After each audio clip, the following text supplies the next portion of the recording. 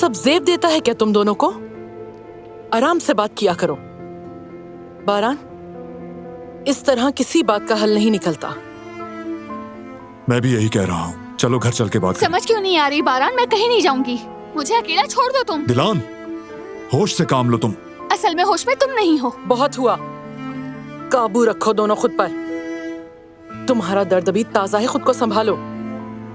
इस तरह गुस्से से किसी बात का हल नहीं निकलता। आराम से। तुम लोग तो छोटे बच्चों की तरह लड़ रहे हो। बारान, मुझे लगता है एक दूसरे को वक्त देना चाहिए तुम्हें। ठीक है, मैं दरवाजे पर हूँ, लेकिन बात अभी खत्म नहीं हुई। खुद को संभालो, फिर बात करेंगे।